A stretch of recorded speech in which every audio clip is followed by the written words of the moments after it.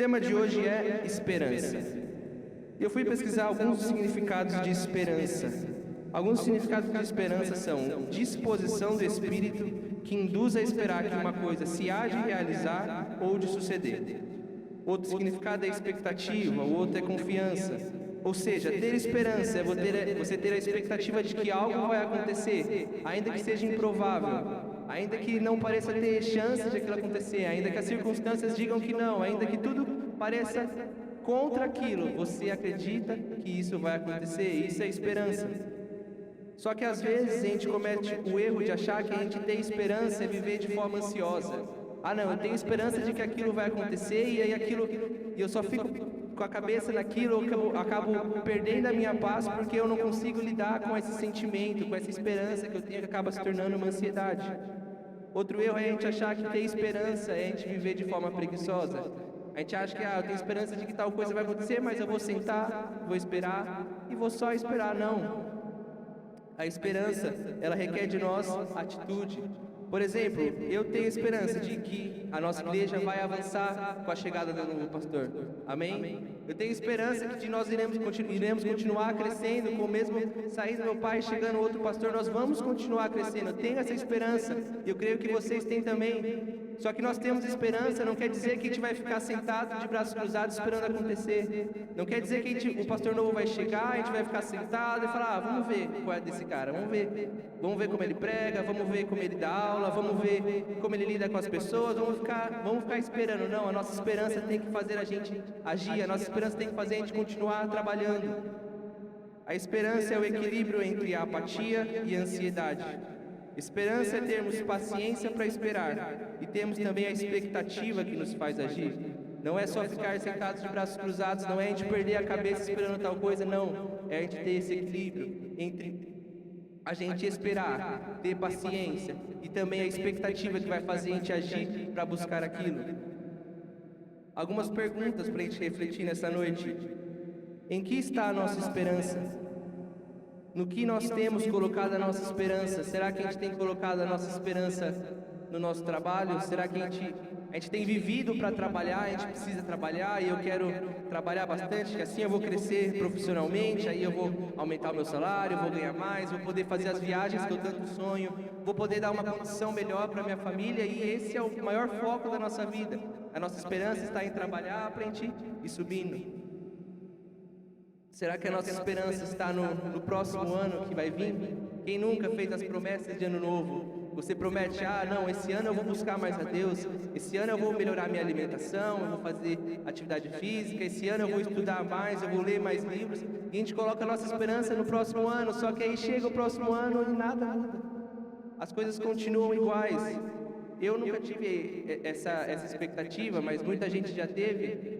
Quem não fez ainda também talvez tenha, quando a gente faz 18 anos. A gente fica ansioso por fazer 18 anos. A gente pensa, nossa, quando eu fizer 18 anos eu vou poder dirigir, eu vou ter o meu dinheiro, não vou precisar pedir mais autorização dos meus pais para fazer tal coisa. Só que quem fez 18 anos já sabe que não é assim. Sabe que as coisas não mudam muito. Na verdade mudam, só que para pior, mas não é aquela coisa que a gente imagina. Às vezes a gente coloca a nossa esperança nos filhos. Eu não tenho filho ainda, mas em breve vou ter, né, Beninha?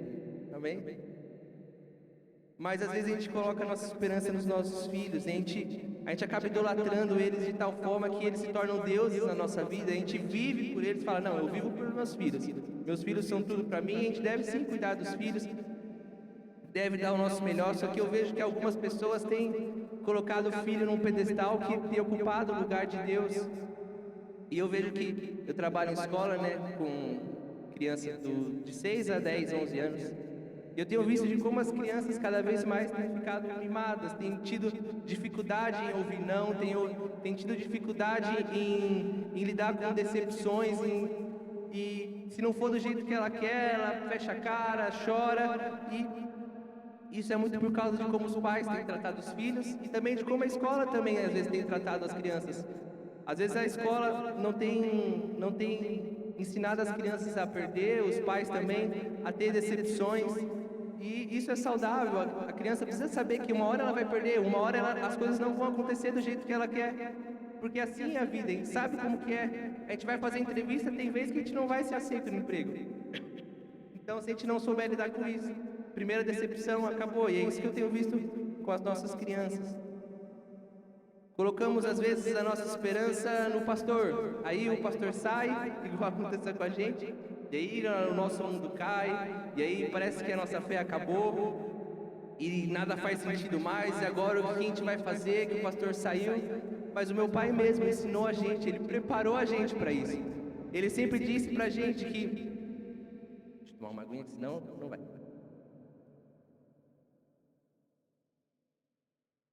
Ele sempre disse pra gente que nós deveríamos vir para a igreja para buscar ao Senhor. Nada que a gente devia fazer é para Ele, para agradar Ele. A gente não devia vir para a igreja por causa dele. E Ele sempre disse isso pra gente. E é isso que a gente deve colocar em prática agora. Ninguém vai vir por causa de ninguém para a igreja. A gente vem por causa de uma pessoa, Jesus.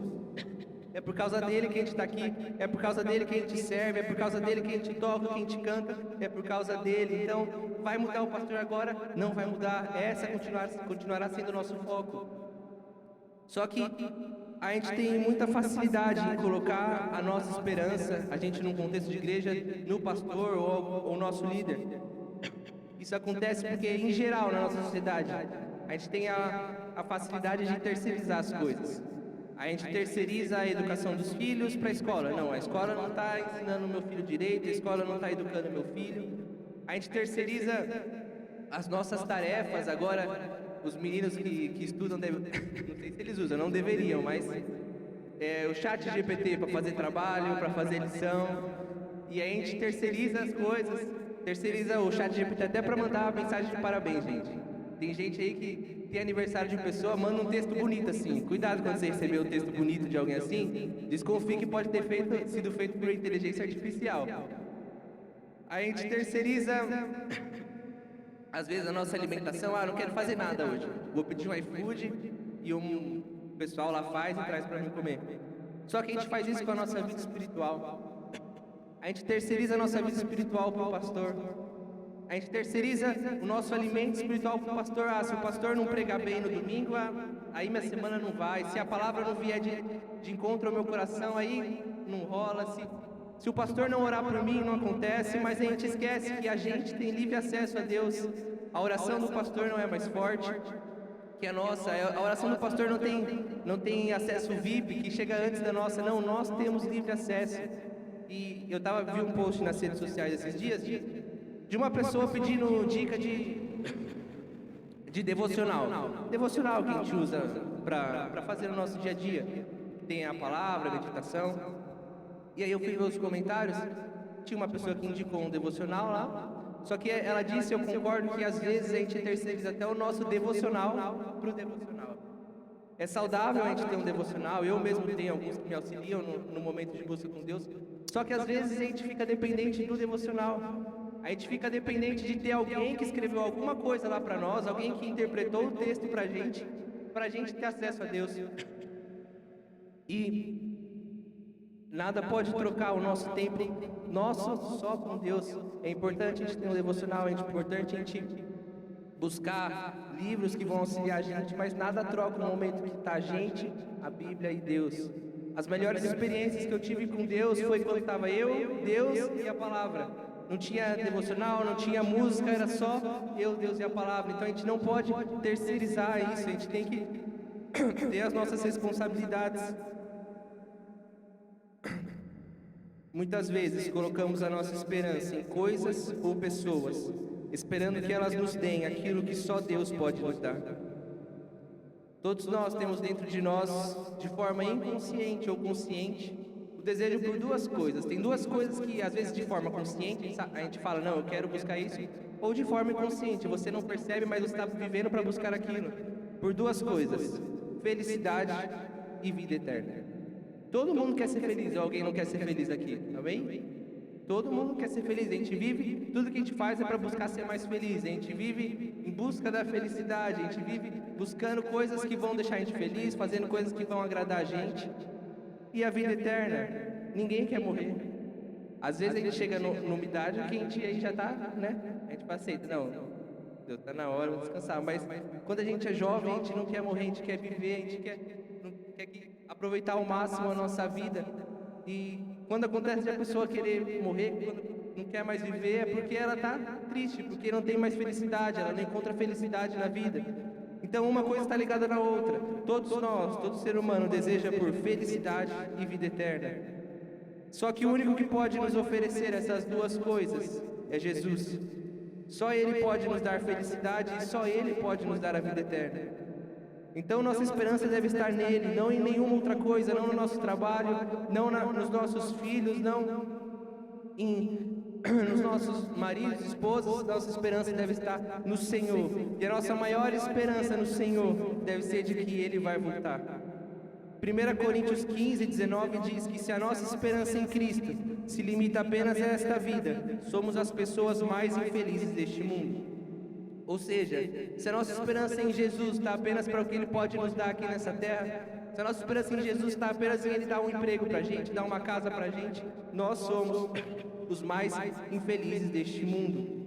Nossa esperança em Jesus deve estar em que Ele vai voltar para nos levar para a glória. Nossa esperança em Jesus deve estar que Ele vem, não no que Ele pode nos dar aqui, mas pelo que Ele conquistou para a gente na eternidade.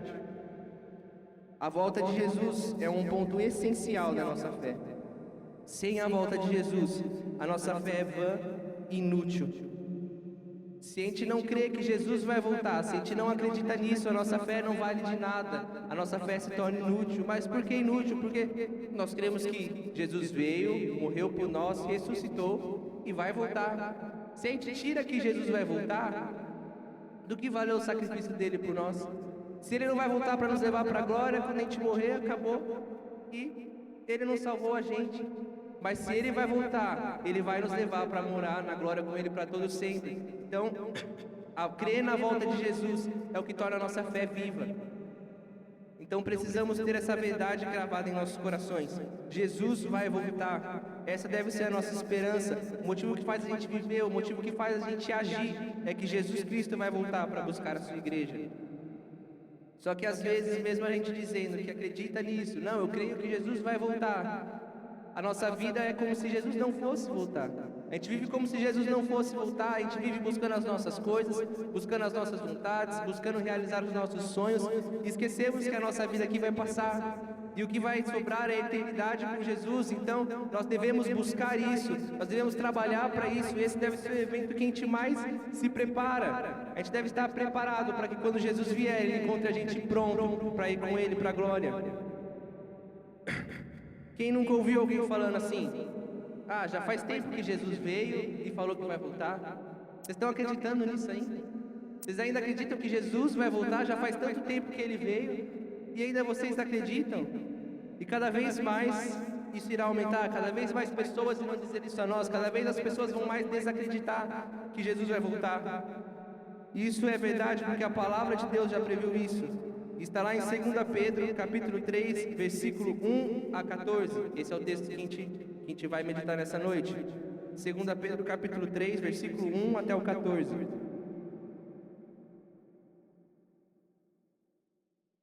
A gente, acho que foi no último ou no penúltimo encontro de jovens que a gente teve, a gente leu esse texto e a gente discutiu e foi bem proveitoso. E eu creio que ele tem mais para falar conosco e com toda a igreja. Então a gente vai se aprofundar mais nele. 2 Pedro, capítulo 3, versículo 14. E falando em encontro de jovens, os jovens que estão aqui, essa sexta a gente vai tentar fazer o nosso último encontro. Então, se programem, vê a agenda, falem com os papais, para a gente conseguir se programar para sexta-feira fazer o nosso último encontro de jovens do ano. Boa, né? Valeu. Valeu pela força. Vamos lá, 2 Pedro, eu vou... Pode deixar isso aí, que eu vou ler na versão, eu esqueci de avisar vocês, na NVT. Mas, amém. Vamos lá. Vamos ver se vai conseguir mudar. Boa. A gente fica sincronizado. Amados, essa é a minha segunda carta a vocês. Em ambas procurei refrescar sua memória e incentivá-los a pensar com clareza. Quero que se lembrem do que disseram os santos profetas muito tempo atrás e do que ordenou nosso Senhor e Salvador por meio dos apóstolos que lhes enviou. Acima de tudo, quero alertá-los de que, nos últimos dias, surgirão escarnecedores que zombarão da verdade e seguirão os próprios desejos, dizendo: o que houve com a promessa de que ele voltaria? Desde antes do tempo dos nossos antepassados, tudo permanece igual como desde a criação do mundo. Eles esqueceram deliberadamente que Deus, por sua palavra, há muito tempo criou os céus e a terra seca, que fez surgir em meio às águas.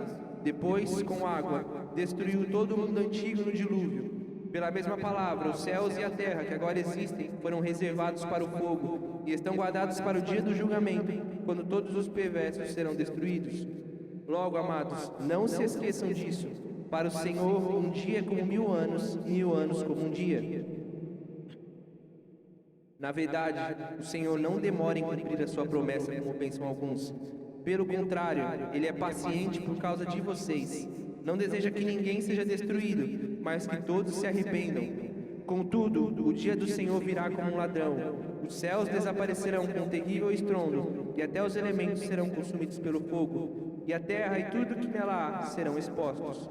Visto, portanto, que tudo ao seu redor será destruído, a vida de vocês deve ser caracterizada por santidade e devoção, esperando o dia de Deus e já antecipando a sua vinda. Nesse dia, Ele incendiará os céus e os elementos se derreterão nas chamas. Nós, porém, aguardamos com grande expectativa os novos céus e a nova terra que Ele prometeu, um mundo pleno de justiça. Portanto, amados, enquanto esperam que essas coisas aconteçam, esforcem-se para levar uma vida pacífica, pura e sem culpa aos olhos de Deus. Amém. Feche os seus olhos, vamos orar. Senhor Deus e Pai, muito obrigado por essa noite, Deus. Obrigado pelo privilégio, Pai, de podermos estar aqui na Tua casa te adorando, Deus. Pois nada é melhor do que te adorar, Pai, nada é melhor do que viver para o Senhor, Pai. Então, Senhor, que o nosso coração sempre seja grato, Deus, pelo privilégio que temos de poder estar aqui, Deus. Obrigado pela Tua palavra, Deus, que ela fale aos nossos corações, Pai, que ela encontre solo fértil em nosso coração, Pai, e que ela gere muitos frutos, Deus, que apesar de mim, Pai, apesar das minhas falhas, dos meus pecados, apesar da minha limitação, Deus, o Senhor venha falar aos ouvidos e ao coração de cada um aqui nessa noite, Pai. Em nome de Jesus, Deus, nossos ouvidos estejam atentos a ouvir a Tua voz, Pai, possamos ouvir a Tua palavra e praticá-la, Deus, em nome de Jesus, amém.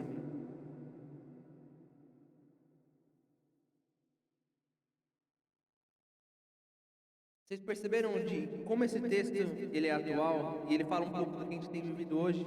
O texto diz que nos últimos dias surgirão pessoas zombando da palavra. E isso quase não tem hoje, né? Gente zombando da palavra, gente deixando os ensinamentos de Deus de lado. Então, esse texto fala muito sobre o que a gente tem vivido hoje. E para que a gente não cometa o erro que eles cometeram, para que a gente não cometa os erros que Pedro nos ensina a não cometer e que a gente não seja enganado por esses falsos ensinamentos. A gente vai se aprofundar agora no texto.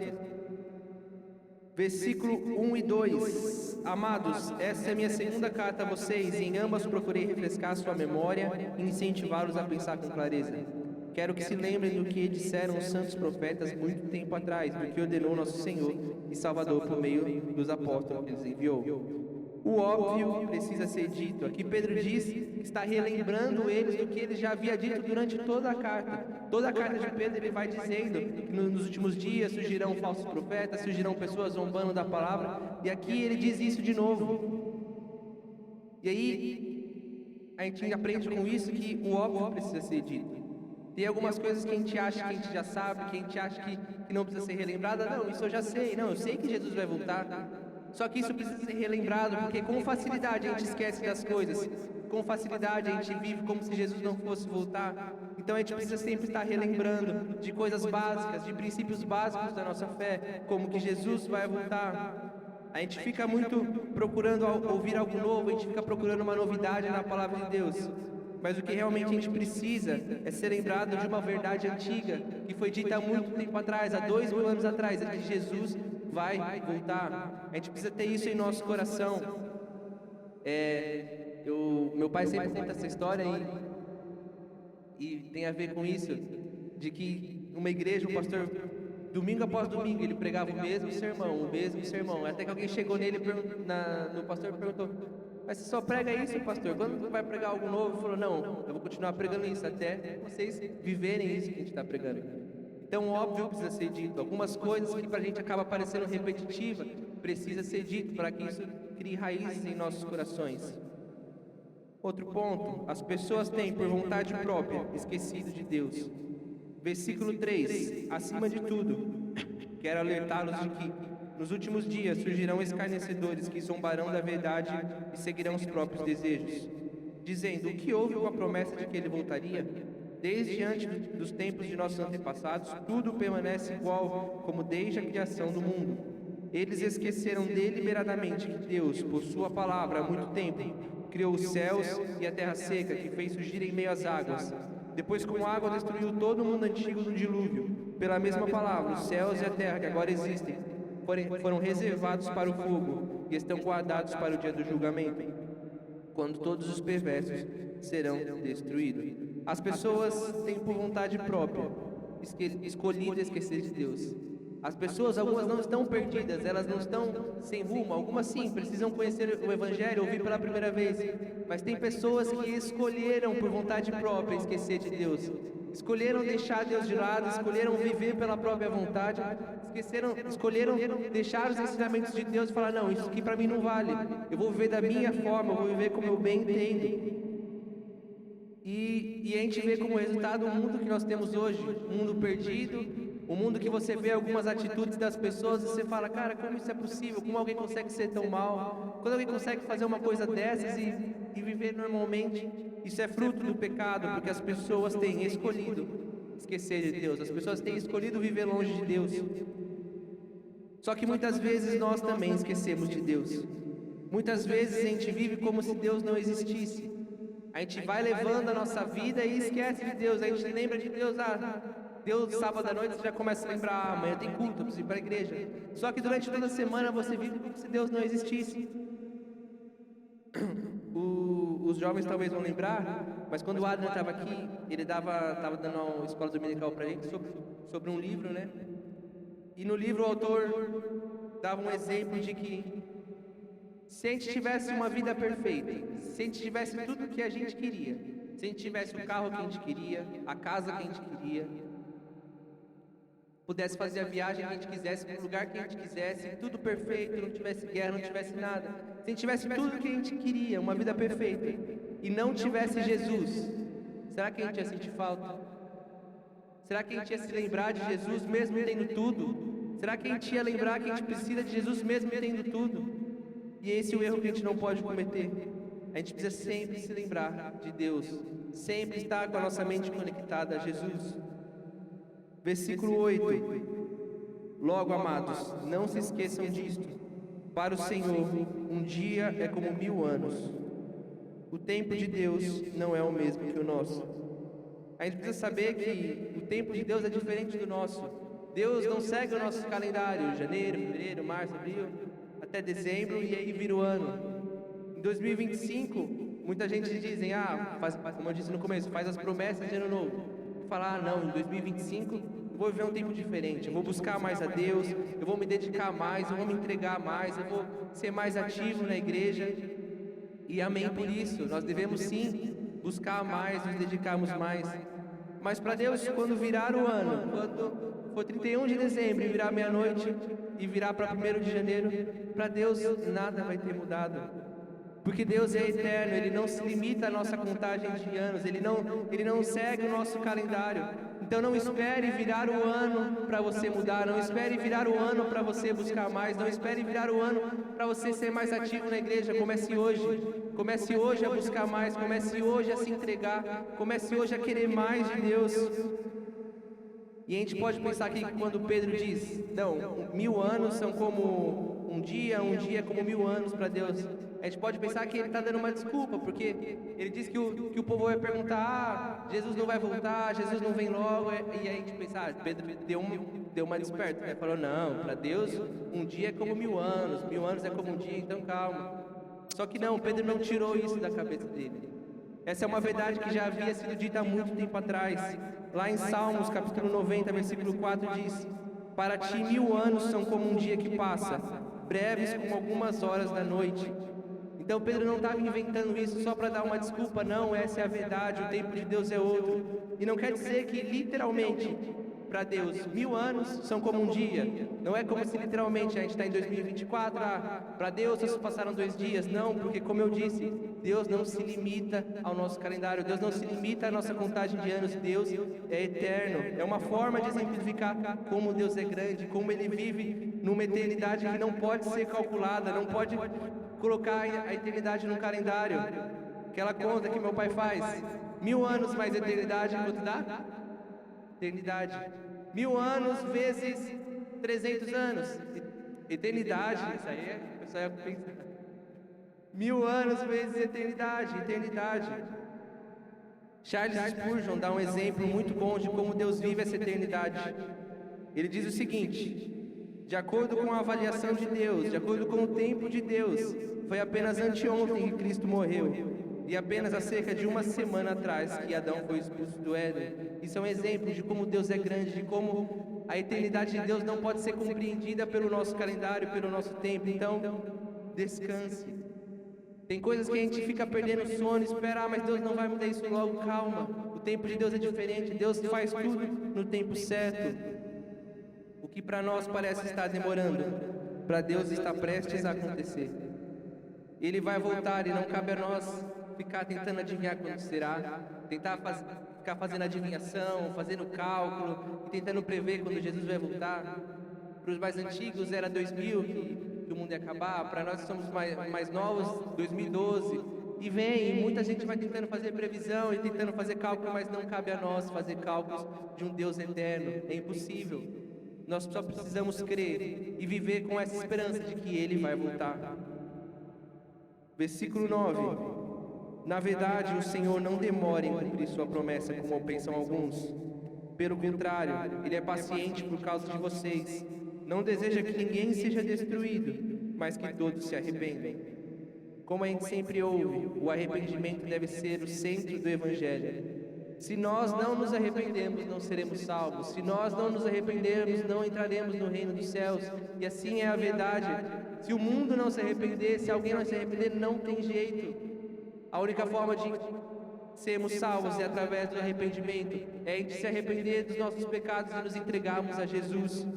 E Deus tem a cada dia nos dado a chance de nos arrependermos. Deus tem dado chance para a gente todos os dias, da gente viver de forma diferente, da gente se arrepender de alguns pecados que a gente está preso, e Deus tem tocado em nosso coração e a gente não larga de jeito nenhum, mas Deus tem nos dado a chance a cada dia de nos arrependermos. Como diz no texto, Deus não demora em cumprir sua promessa, pelo contrário, Ele é paciente por causa de vocês. Jesus não está demorando, Ele está sendo paciente. Ele está nos dando a chance de nos arrependermos, Ele está dando a chance da gente levar o Evangelho e a mensagem de arrependimento para o mundo, para que mais e mais pessoas sejam salvos. Então, quando alguém vier perguntar para você quando que Jesus volta, ou alguém vier zombar de você, Jesus não vai voltar, sua fé é em vão, você está indo para a igreja à toa. Quando ela perguntar, por que Jesus não volta logo? Você fala, é por causa de você. Jesus não voltou ainda porque ela está esperando você se arrepender. Jesus não voltou ainda porque está te dando mais uma chance de se arrepender, de viver de forma salva. Ele quer que você se arrependa, Ele quer te salvar, Ele nos dá várias chances. Contudo, versículo 10, contudo, o dia do Senhor virá como um ladrão. Os céus desaparecerão com terrível estrondo, e até os elementos serão consumidos pelo fogo, e a terra e tudo que nela há serão expostos. Deus está dando uma chance para nós, para todas as pessoas, dia após dia. Contudo, Ele virá como um ladrão. Ninguém sabe quando será, Ele tem dado sinais. Se estudarmos a Bíblia, vamos ver que vários sinais têm acontecido, mas ninguém sabe quando vai ser. Ele virá a qualquer momento. Ele tem nos dado chance, então devemos ficar atentos. Não podemos brincar com Deus, devemos viver de forma séria, devemos nos entregar totalmente a Deus, não ficar pensando, quando Jesus chegar eu me acerto com Ele. Não vai dar tempo. Quando Ele vier, acabou. Quando Ele vier, quem se arrependeu e for salvo, vai para a glória com Ele, quem não for, ficou.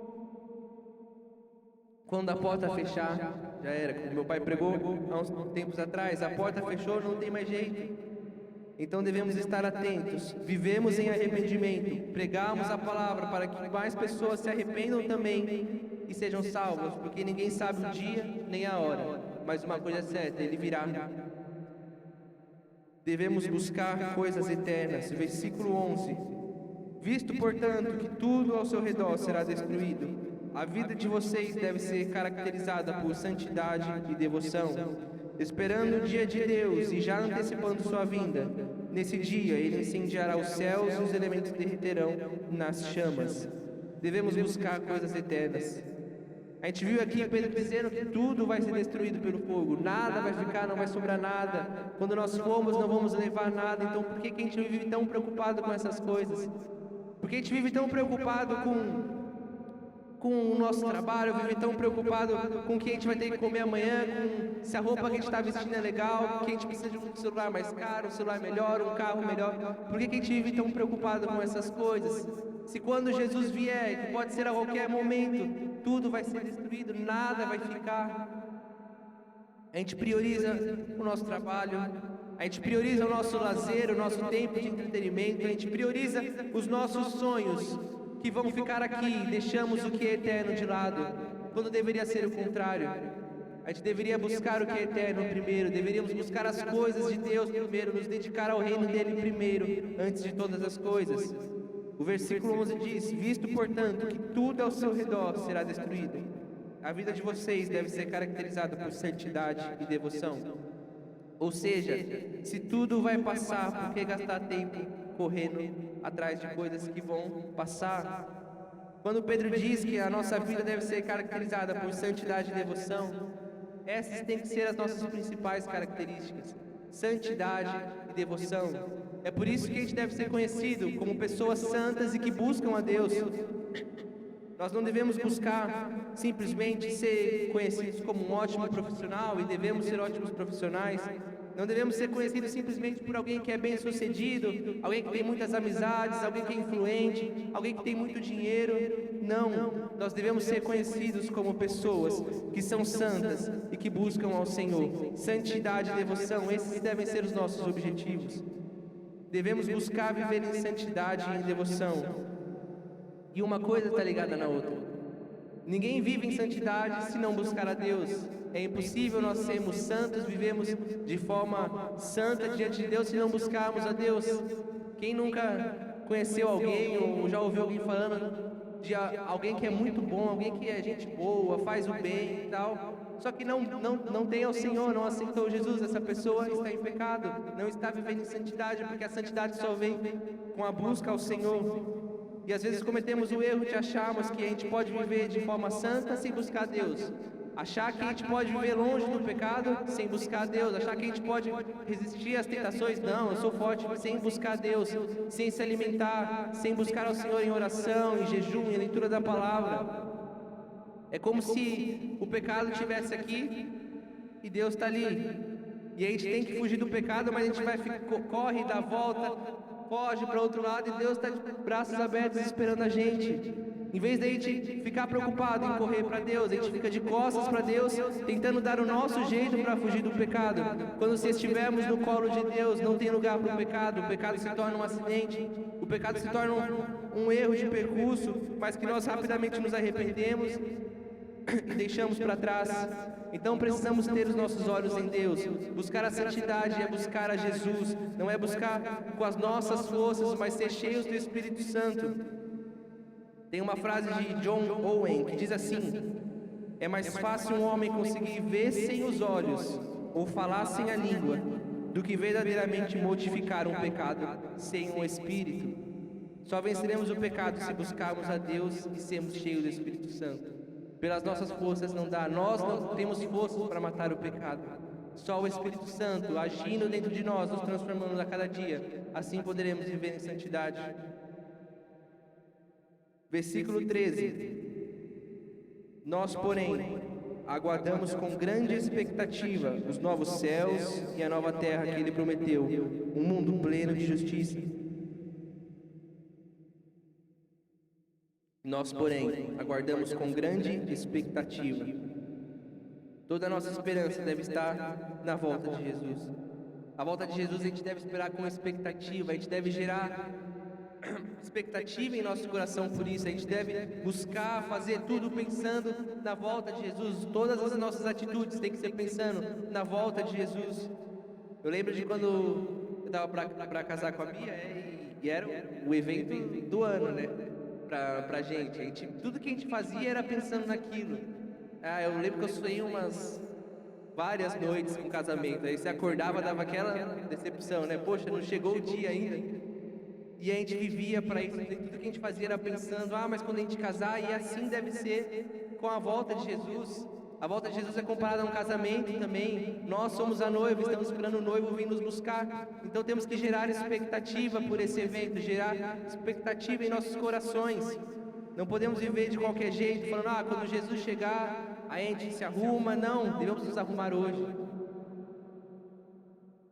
Versículo 14. Portanto, amados, enquanto esperam essas coisas aconteçam, esforcem-se para levar uma vida pacífica, pura e sem culpa aos olhos de Deus. Como eu disse no começo, a gente ter esperança não é a gente ficar sentado de braços cruzados esperando. Não é só a gente ficar esperando acontecer, a gente precisa agir. E aqui no versículo 14, Pedro diz que nós precisamos nos esforçar para levar uma vida pacífica, pura e sem culpa aos olhos de Deus. Precisamos nos esforçar para levar uma vida digna diante de Deus. Vir aos cultos não é o suficiente. Vir aos cultos ao domingo não é o suficiente. Só participar das programações da igreja também não é o suficiente. Só que muitas vezes nem isso a gente faz. Nem para isso a gente se esforça. Nem para isso a gente tem disponibilidade. A gente precisa ser mais, nos esforçar mais. Fez frio, eu já não vou para a igreja. Choveu, não vou para a igreja. Então nem para o básico a gente está se esforçando. Quanto mais para buscar ao Senhor. Aquele dia que a gente não está com vontade, aquele dia que a gente não quer orar, aquele dia que a gente está sozinho em casa, tem tanta coisa para fazer, tanta coisa mais atrativa. Nós devemos nos esforçar para escolher a Jesus, para vivermos de forma santa. Vai ser difícil, mas é o que a palavra diz, que precisamos nos esforçar. De novo falando do casamento meu e da Bia, a gente trabalhou, a gente se esforçou. Beninha fez palha, ficava até de madrugada fazendo palha para a gente vender, e a gente trabalhando, se esforçando, fazendo várias coisas, e às vezes por um casamento muito mais importante que é o nosso com Jesus, a gente deixa de lado, a gente vai empurrando com a barriga, e é como se a gente tivesse chegado no dia do nosso casamento e falar, será que vai dar? Será que a gente vai conseguir pagar? Vamos ver na conta aqui quanto que tem. Não, a gente tem que se preparar antes. A gente tem que se esforçar. Já partindo para o final, eu faço de novo as perguntas que eu fiz no início. Em que está a nossa esperança? Onde temos colocado o nosso coração? Onde temos colocado todo o nosso vigor, a nossa expectativa? Será que estamos vivendo como se Jesus não fosse voltar? Será que a volta de Jesus se tornou algo ilusório para a gente, algo que a gente diz acreditar, mas a gente não vive de acordo com isso? Nós devemos viver como os primeiros cristãos viviam. Meu pai disse recentemente, a gente vive como se a volta de Jesus fosse algo distante, que nunca fosse acontecer. Mas os primeiros cristãos que viram Jesus subindo aos céus, eles viviam como se Jesus fosse voltar a qualquer momento. Eles vendiam tudo o que tinham para buscar ao Senhor, e eles não tinham o coração deles preso em nada aqui nessa terra, porque sabiam que a qualquer momento o Senhor podia voltar. Nós temos que viver com esse mesmo coração, viver com essa mesma intensidade por Jesus. Só estamos buscando Jesus para Ele nos abençoar aqui. Só estamos Jesus para Ele dar um carro, buscando Jesus para Ele dar um carro novo para a gente, para Ele prosperar a gente, para Ele fazer a gente feliz aqui, ou porque queremos passar a eternidade com Ele? Porque temos buscado a Jesus? Coloque toda a sua esperança em uma coisa: Jesus vai voltar. Nada que possamos conquistar aqui pode se comparar à eternidade com Jesus. Às vezes a gente fica se perguntando, nossa, como será que vai ser lá no céu? Será que vai ter prédio, vai ter rua de ouro? Será que vai ter pão, vai ter picanha, vai ter Coca-Cola? A gente fica preocupado com essas coisas. Só que o que a gente precisa fazer é confiar que Ele vai voltar e desejar estar lá. Não pelo que vai ter, mas por quem vai estar lá. Devemos desejar ir para o céu porque Jesus vai estar lá. E ficar imaginando como vai ser, como o que vai ter é loucura, porque Deus é um Deus eterno. E em 1 Coríntios 2:9 diz que olho nenhum viu, ouvido nenhum ouviu, e mente nenhuma imaginou que Deus preparou para aqueles que o amam. É impossível imaginarmos, mas uma coisa a gente pode ter certeza, duas coisas: que Jesus vai estar lá e é isso que importa, e de que vai ser muito melhor que aqui. Vai ser muito melhor. Quando alguém te perguntar como vai ser, vai ter o quê? Eu não sei, mas vai ser muito melhor. Não podemos nem imaginar, olho nenhum viu, ouvido nenhum viu, nem sequer podemos imaginar o que Deus preparou para nós. É impossível para nossa limitação humana sequer imaginarmos como será na glória eterna. Então o que devemos ter certeza é que será muito melhor do que aqui. Jesus estará lá, então será muito melhor. Pedir para você fechar os seus olhos nesse momento, a gente já vai terminar. E nesse pensamento de que será muito melhor e de que nada pode se comparar àquilo que Deus tem preparado para nós, que a nossa esperança deve estar na eternidade, a nossa esperança deve estar em que Jesus vai voltar para nos buscar. Eu queria que você se lembrasse da sua experiência mais profunda com Deus, em um momento de louvor, que você estava cantando, e a presença de Deus foi te tomando de tal forma, e aí você começou a sentir algo diferente, você começou a se emocionar, você começou a chorar, e de forma que você mal conseguia cantar a canção. Eu queria que você pensasse o quão isso foi prazeroso, o quão prazeroso é louvarmos ao Senhor aqui na terra como igreja. Se aqui na terra já é prazeroso, então a adoração no céu, com todo o povo de Deus cantando em uma só voz, Santo, Santo, Santo, será infinitamente melhor, será infinitamente mais emocionante do que o nosso louvor aqui. Se as belezas da natureza já nos impressionam, se quando a gente vê um pôr do sol bonito, se quando a gente vai para a praia, fica olhando para o mar, a gente já pensa, meu Deus, que coisa linda, que coisa maravilhosa. Imagine um novo céu e a nova terra que Deus tem preparado para nós, não pode se comparar. Lembre daquele momento em que você estava ouvindo a palavra aqui na igreja, ou em qualquer outro lugar, ou lendo a palavra na sua casa, e era como se seu coração estivesse queimando. Você lia e era como se Jesus falasse ao seu ouvido, era como se Jesus falasse, estivesse lá falando com você diretamente ao seu coração. Diante da revelação de Deus para nós através da tua palavra, era Deus revelando a palavra para você e o quanto seu coração queimava. Agora imagine quando estivermos diante da própria palavra, diante do Verbo vivo, a própria palavra que se fez carne será infinitamente melhor. Toda a revelação da palavra será revelada a nós.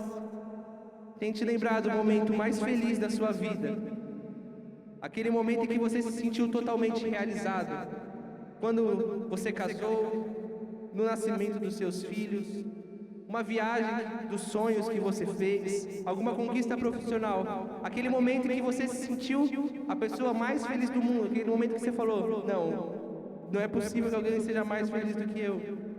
Você pode ter certeza que nada disso pode se comparar com a felicidade eterna que teremos na glória com Jesus, onde não haverá dor, não haverá choro, não haverá tristeza, somente a alegria indescritível de vivermos a eternidade com o Rei dos Reis. Será muito melhor, igreja.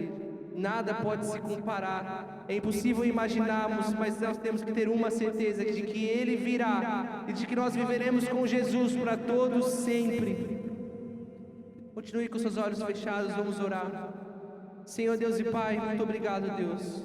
Muito obrigado pela Tua palavra, Jesus, que se revela a nós, Pai, de forma extraordinária, Pai. Muito obrigado porque o Teu Espírito Santo habita dentro de nós, Pai, e tem nos transformado a cada dia, Deus. E pedimos que Ele continue nos transformando, Pai. Que a nossa esperança venha estar totalmente no Senhor, Pai. Que a nossa esperança venha estar na volta do Senhor Jesus para nos buscar, Pai. Que toda a nossa vida seja direcionada para esse evento, para a Sua volta, Jesus.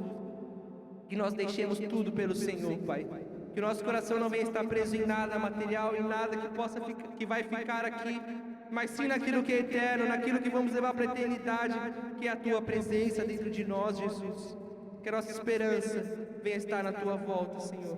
Que nós nunca esqueçamos e deixemos essa verdade de lado. Jesus vai voltar, independentemente do que as pessoas dizem, independentemente se nós acreditamos ou não, Jesus irá voltar. E essa é a verdade que nós temos que ter em nosso coração, Jesus.